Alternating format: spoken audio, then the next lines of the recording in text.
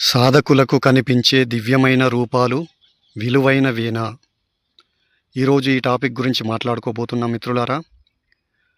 నాకు తెలిసిన ఒక మిత్రుడు, అంటే గత 20 సంవత్సరాలుగా పరిచయం ఉన్న ఒక మిత్రుడు, మంచి సాధకుడు.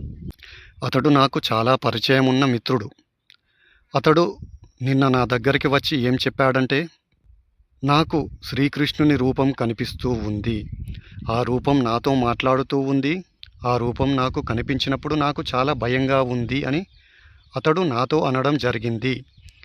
నేను అతడితో ఏం చెప్పానంటే, ఆ రూపం కనిపించినప్పుడు మీరు భయపడకండి. ఆ రూపం కొంతకాలం ఉండి తర్వాత ఆ రూపం అదృశ్యమవుతుంది. ఆ రూపం మీకు కనిపిస్తూ ఉన్నప్పుడు దాన్ని స్వీకరించండి, కానీ దానికి అటాచ్ కాకండి, అంటే దానితో మీరు ఎటువంటి అనుబంధం ఏర్పరచుకోకండి అని మిత్రుడితో నేను చెప్పడం జరిగింది. సో ఇక్కడ నేను సాధకులకు తెలియపరిచేది ఏమిటంటే, మీ సాధన గాఢమయ్యే కొద్దీ ఇటువంటి దివ్యమైన రూపాలు కనిపించి తీరతాయి. ఆ రూపాలు కనిపించినప్పుడు మీరు ఆ రూపాలకు అటాచ్ కాకూడదు. నాకు శ్రీకృష్ణుడు కనిపించాడు, నాకు రాముడు కనిపించాడు, లేదంటే నాకు సాయిబాబా కనిపించాడు, రకరకాల దైవ రూపాలు కావచ్చు, లేదంటే వారు పూజించే ఒక గురువు కావచ్చు, ఆ రూపం నాకు కనిపించింది అని ఆ యొక్క ఎక్స్పీరియన్స్ను మీరు చాలా ఉన్నతమైనది అని మీరు భావించకండి. మీరు సాధన చేస్తున్నప్పుడు ఈ యొక్క దివ్యమైన రూపాలు కనిపించడం, అది మీ సాధన అద్భుతంగా జరుగుతుంది అనేందుకు ఒక సంకేతం మాత్రమే తీసుకోండి. అవును, దివ్యమైన రూపాలు కనిపించినప్పుడు మీ సాధన అద్భుతంగా సాగుతుంది, ఇందులో ఎటువంటి అనుమానం లేదు. కానీ ఆ దివ్యమైన రూపాల దగ్గరనే ఆగిపోకండి, వాటితో మీరు అనుబంధం ఏర్పరచుకోకండి. ఆ దివ్యమైన రూపాలే అత్యున్నతమైన స్థితి, ఇదే అద్భుతమైన ఆధ్యాత్మిక అనుభవం అని మీరు పొరపాటు పడకండి. ఎందుకంటే ఇక్కడ పచ్చిగా చెప్పాలంటే అది కంప్లీట్లీ మీరు ఇమాజినేషన్ చేసుకున్న మీ యొక్క ఊహనే. ఆ ఊహను మీరే సృష్టించుకున్నారు. నాకు శ్రీకృష్ణుడు కనిపించాడు, రాముడు కనిపించాడు అని మీరు సాధనమే తీవ్రమయ్యే కొద్దీ మీకు ఇటువంటి దృశ్యాలు కనిపించినప్పుడు మీరు గమనించాల్సింది ఏమిటంటే, అది కంప్లీట్లీ మీరు ఊహించుకున్న ఊహనే.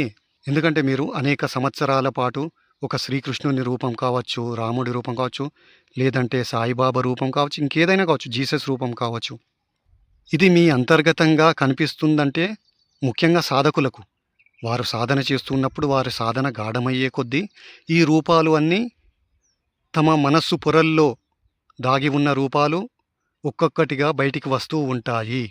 వాటిని మీరేదో ఒక అద్భుతమైన ఆధ్యాత్మిక అనుభూతి, ఇదే అత్యున్నతమైన అనుభూతి అని పొరపాటు పడకండి మిత్రమా. అక్కడనే ఆగిపోయే ప్రమాదం ఉంటుంది, మీ యొక్క లక్ష్యం దెబ్బతినే ప్రమాదం ఉంటుంది. చాలామంది సాధకులు వారికి కలిగిన ఇటువంటి దివ్యమైన దృశ్యాలను, ఆ దివ్యమైన రూపాలను పట్టుకొని అదే అత్యున్నతమైన అనుభూతి అని అక్కడనే ఆగిపోయారు. వారి లక్ష్యం వైపు కదలకుండా అక్కడనే వారి యొక్క జర్నీ అన్నది అంతం చేసుకున్నారు. ఇది చాలామంది విషయంలో జరిగింది. ఉదాహరణకు, మనం రైల్లో ప్రయాణిస్తున్నప్పుడు మార్గ మధ్యలో కొందరు వ్యక్తులు మనకు పరిచయం అవుతారు కదా, మన సీట్ పక్కన కూర్చునే వ్యక్తులు. వారు అద్భుతంగా మనతో సంభాషించడం కావచ్చు, మనతో చాలా ఆనందంగా మాట్లాడడం కావచ్చు, మనం కూడా వారితో షేర్ చేసుకోవడం కావచ్చు, ఇవన్నీ జరుగుతూ ఉంటాయి కదా మిత్రమా. కానీ మీరు వారిని మధ్యలోనే వదిలేయాల్సి ఉంటుంది కదా, వారితో అటాచ్మెంట్ పెట్టుకోరు కదా.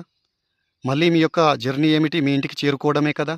అదేవిధంగా సాధకుడు ఆత్మవైపు ప్రయాణిస్తున్నప్పుడు ఆ ప్రయాణం మధ్యలో, మార్గం మధ్యలో ఇటువంటి అతిథులు ఎదురవుతూ ఉంటారు.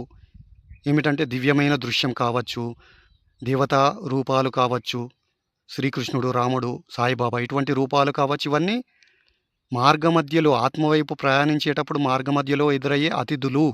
ఆ అతిథులతో మీరు అటాచ్మెంట్ పెట్టుకోకూడదు మిత్రమా. ఇదే అత్యున్నతమైనది అని మీరు పొరపాటు పడ్డారంటే మీరు అక్కడనే ఆగిపోతారు, మీ యొక్క జర్నీని కంప్లీట్ చేయలేరు, అంటే ఆత్మను తెలుసుకోలేరు. ఇక్కడ నా యొక్క మిత్రునికి కూడా ఈ వీడియో ద్వారా తెలియపరిచేది ఏమిటంటే, నీకు కలిగిన ఆ దృశ్యం ఏదైతే శ్రీకృష్ణుడు నాకు కనిపించాడంటున్నారో, అఫ్కోర్స్ అది ఒక సంకేతం. నీ యొక్క సాధన గాఢమవుతుంది, ఆత్మవైపు నువ్వు ప్రయాణిస్తున్నావనేందుకు అది ఒక సంకేతం. కానీ నువ్వు ఆత్మను పట్టుకోకుండా ఈ రూపాలను పట్టుకున్నావంటే ఖచ్చితంగా నీ యొక్క లక్ష్యం దెబ్బతింటుంది.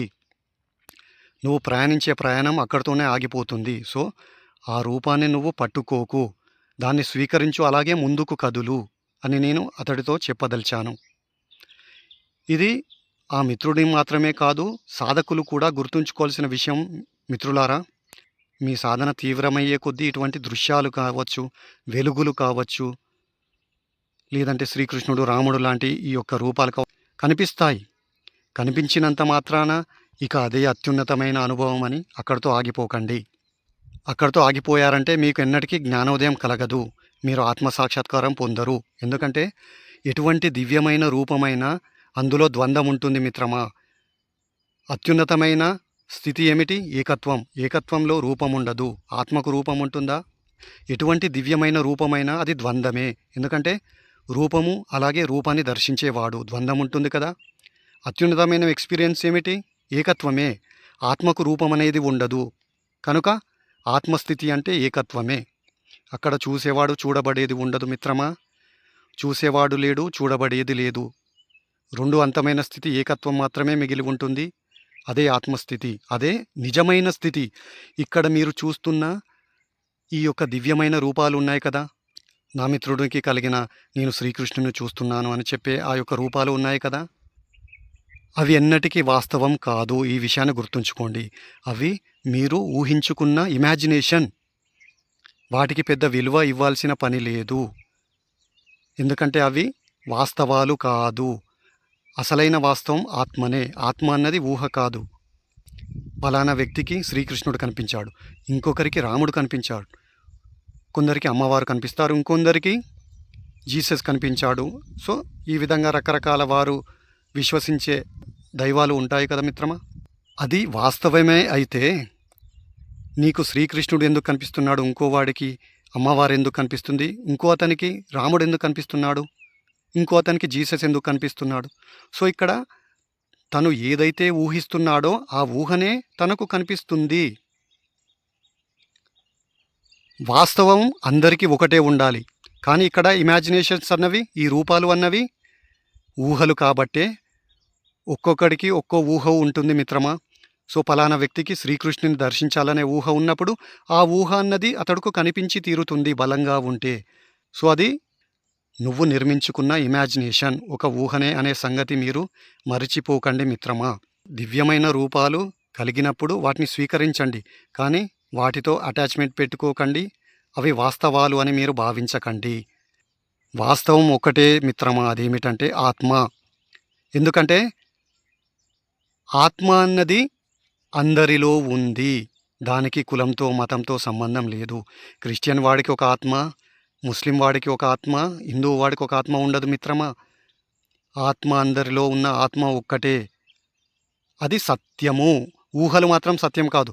ఇప్పుడు చెప్పే రూపాలు ఉన్నాయి కదా, రకరకాల వ్యక్తులకు రకరకాల రూపాలు ఎందుకు కనిపిస్తున్నాయంటే అవి ఊహలు, వారు నిర్మించుకున్న ఊహలు. ఆ ఊహలు డిఫరెంట్గా ఉంటాయి కాబట్టే సత్యం ఒక్కటే అని చెప్పాను కదా. కానీ ఊహలు డిఫరెంట్గా ఉంటాయి, అబద్ధాలు డిఫరెంట్గా ఉంటాయి. ఈ విషయాన్ని గమనించండి. సత్యం డిఫరెంట్గా ఉండదు, ఒక్కటే. సత్యం అందరికీ ఒకటే. కానీ ఇమాజినేషన్స్ అనే అబద్ధాలు రకరకాల వ్యక్తులకు, అంటే వారు ఊహించుకున్న ఊహలు. నీ ఊహ అది నీకు మాత్రమే సంబంధించింది, అది ఇంకొకటికి వాస్తవం కాదు. అలాగే ఇంకొకటి ఊహ వాడికి సంబంధించింది, అది వాస్తవం కాదు. కానీ ఆత్మ అన్నది నీ ఒక్కడికి సంబంధించింది కాదు మిత్రమా, అది అందరికీ సంబంధించి, అది వాస్తవం. ఈ దివ్యమైన రూపాలనే మీరు ఒక అద్భుతమైన, ఇదే అత్యున్నతమైన ఆధ్యాత్మిక అనుభవం, ఇక దీన్ని మించింది లేదు అని మీరు పొరపాటు పడ్డారంటే మీరు ఎన్నటికీ ఆత్మస్థితిని చేరుకోలేదు, ఆత్మజ్ఞానాన్ని పొందలేరు. సో రూపాల దగ్గరనే ఆగిపోకండి. ఆత్మకు రూపం లేదు, అత్యున్నతమైన స్థితి రూపరాహిత్యమే. మిత్రమా, రూపం ఎంత, అది నీకెంత ఆనందాన్ని కలిగించినా, అది నీకు ఎంత సంతోషాన్ని కలిగించినా అది పరిమితమైనదన్నది గుర్తుంచుకోండి. మీకు ఒక ఉదాహరణ చెప్పాలంటే, ఆకాశంలో మన భూమి కంటే కొన్ని కోట్ల రెట్లు పెద్దదైన గ్రహాలు ఉన్నాయి, అలాగే సూర్యుడి కంటే పెద్దదైన నక్షత్రాలు ఉన్నాయి. కానీ గుర్తుంచుకోండి, అంత పెద్దవి కూడా రూపాలే కదా. రూపాలు పరిమితమైనవే, వాటికి అంతం ఉంటుంది. అవి శాశ్వతాలు కాదు. అవి ఎంత పెద్దగా ఉన్నప్పటికీ వాటికి బౌండరీస్ ఉంటాయి కదా మిత్రమా. అంటే వాటికి అంతము ఆరంభము అనేది ఉంటుంది. సో అవి శాశ్వతాలు కాదు. రూపాలు ఎన్నటికీ అవి ఎంత దివ్యమైనవైనా, అవి ఎంత పెద్దవైనా అవి వాస్తవాలు కాదు అనే విషయాన్ని మీరు గమనించండి. ఆత్మ మాత్రమే శాశ్వతమైనది, వాస్తవమైనది. ప్రతి మతస్థుడికి వాడుకంటూ కొన్ని ఊహలు ఉంటాయి. ఈ ఊహలనేవి ఆ మతాలను అనుసరించే వ్యక్తులను బట్టి మారుతూ ఉంటాయి. హిందువులకు ఒక విధమైనటువంటి భావనలు, రూపాలు ఉంటాయి. అలాగే మిగతా మతస్థులకు ఒక విధమైనటువంటి భావనలు, రూపాలు ఇవన్నీ ఉంటాయి కదా. సో ఇవన్నీ ఏమిటంటే మీరు సృష్టించుకున్నవే. కానీ ఆత్మను మీరు సృష్టించలేదు మిత్రమా. ఆత్మ ఒకనాడు సృష్టించబడేది కాదు, ఒకనాడు అంతమయ్యేది కాదు. అది రూపానికి అతీతమైనది. నీ అంతర్గతంగా ఉన్న స్థితి ఆ ఆత్మవే నువ్వు. ఆ ఆత్మ అందరిలో ఉంది. నీకొక సత్యం, ఇంకొకటికి ఒక సత్యం అన్నది లేదు. సత్యం రకరకాలుగా ఉండదు, ఒకటే ఉంటుంది. ఇక్కడ మనం రూపాలకు పెద్దగా వాల్యూ ఇవ్వాల్సిన పని లేదు అని నేను ఎందుకు చెబుతున్నానంటే మీకు ఒక ఉదాహరణ చెబుతాను. శ్రీరామకృష్ణ పరమహంస జీవితంలో జరిగిన ఒక ఉదాహరణ. ఎందుకంటే శ్రీరామకృష్ణుల వారు కూడా గొప్ప సాధకుడే కదా మిత్రమా. శ్రీరామకృష్ణులు అనేక సాధనాలు చేశారు. శ్రీరామకృష్ణుడికి కూడా అనేక దివ్యమైన దర్శనాలు కలిగాయి. అతడు కాళికా రూపాన్ని దర్శించడం అన్నది జరిగింది. నిరంతరం కాళికాదేవితో మాట్లాడేవాడు. కాళీమాత తన ముందటికి వచ్చి శ్రీరామకృష్ణుడితో సంభాషించేది అని శ్రీరామకృష్ణుల వారు చెబుతూ ఉండేవాడు. అది వాస్తవం మిత్రమా, ఆయన అబద్ధం చెప్పడం లేదు. కానీ ఆ కాళికామాత అనబడే ఆ రూపం కూడా ఒక ఊహ అన్నది మీరు గుర్తుంచుకోండి. శ్రీరామకృష్ణుల వారికి కనిపించిన కాళికామాత ఒక ఊహని మీరు మర్చిపోకండి. శ్రీరామకృష్ణులకు జ్ఞానోదయం ఎప్పుడు కలిగిందో తెలుసా మిత్రమా? ఆ రూపాన్ని విడిచిపెట్టినప్పుడే. కాళికామాత కేవలం నేను ఊహించుకున్న ఊహ మాత్రమే, వాస్తవం కాదు అని శ్రీరామకృష్ణులు గ్రహించినప్పుడు మాత్రమే శ్రీరామకృష్ణుల వారికి ఆత్మసాక్షాత్కారం కలిగింది మిత్రమా.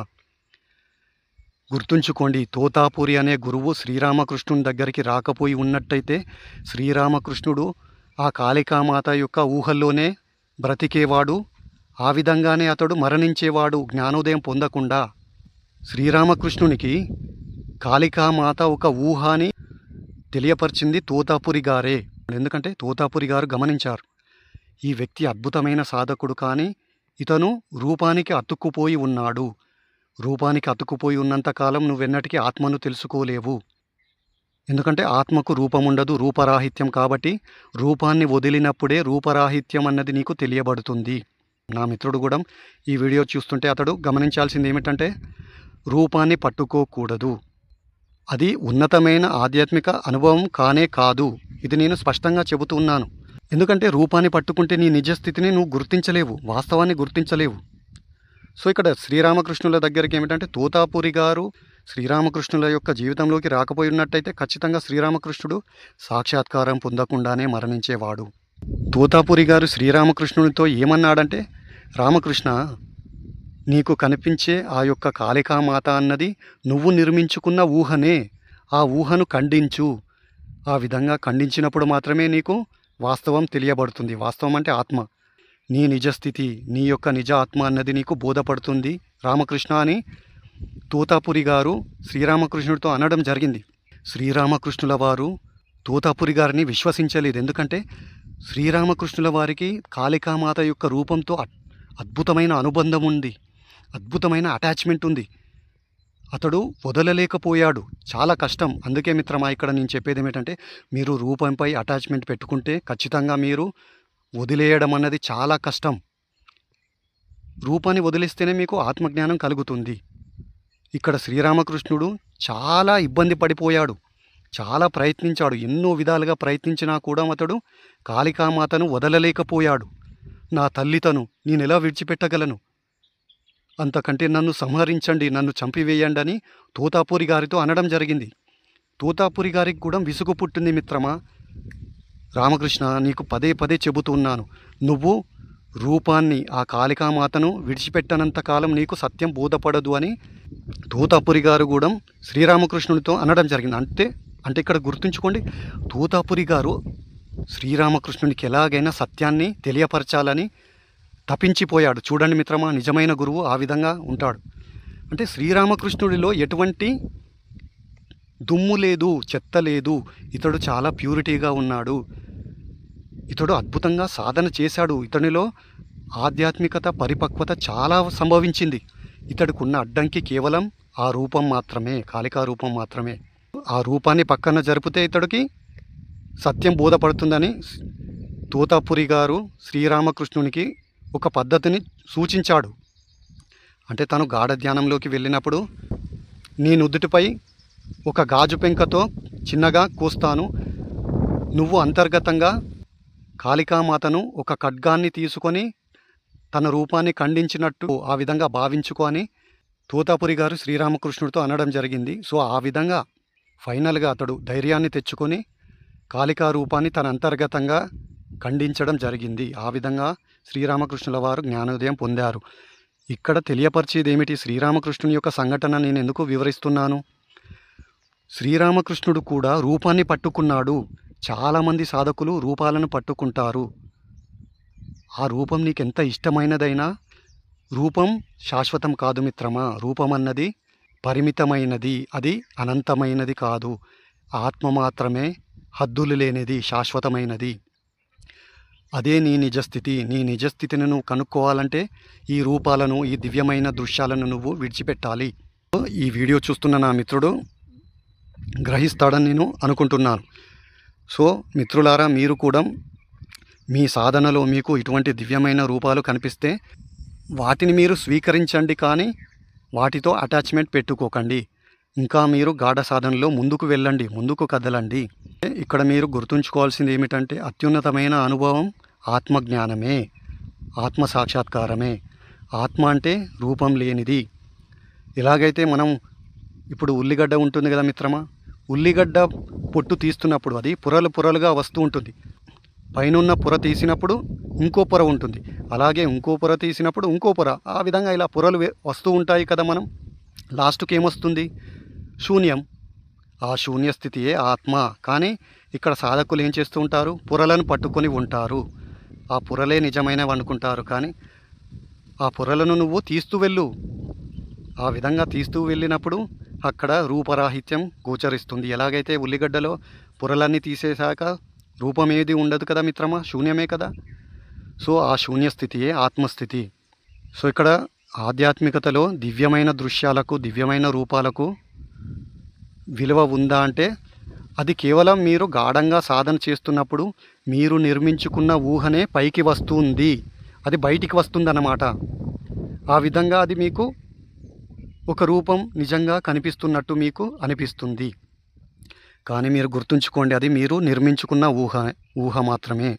ఇంకా పచ్చిగా చెప్పాలంటే మిత్రమా, దివ్యమైన దృశ్యాలు, అద్భుతమైన దేవుడి రూపాలను పక్కన పెట్టండి.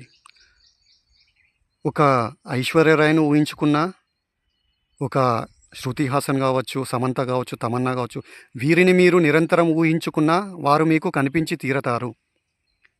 ఎస్, వీళ్ళ ప్రస్తావన నేనెందుకు పట్టుకువచ్చానంటే, దేవతా రూపాలు, దివ్యమైన దేవుళ్ళ రూపాలు మీకు కనిపించినప్పుడు ఆ రూపాలను మీరు ఒక ఊహలాగా తీసుకోరు. కానీ అదే సామాన్య మానవులు ఉంటారు కదా, తమన్నా, అనుష్క, వీళ్ళను ఊహించినప్పుడు అది కేవలం ఊహ అని మీరు దాన్ని ఈజీగా తీసుకుంటారు. కానీ దేవతా రూపాలు కనిపించినప్పుడు మాత్రం అది వాస్తవంగా మీరు తీసుకుంటారు. అంటే ఇక్కడ పొరపాటు పడుతున్నారు మీరు. ఈ రెండూ ఊహలే. తమన్నాను ఊహించుకున్నా అది ఊహనే, అలాగే ఒక రాముణ్ణి, శ్రీకృష్ణుణ్ణి, దివ్యమైన రూపాలను ఊహించుకున్నా అది ఊహనే మిత్రమా. ఈ రెండిటికి పెద్ద తేడా లేదు.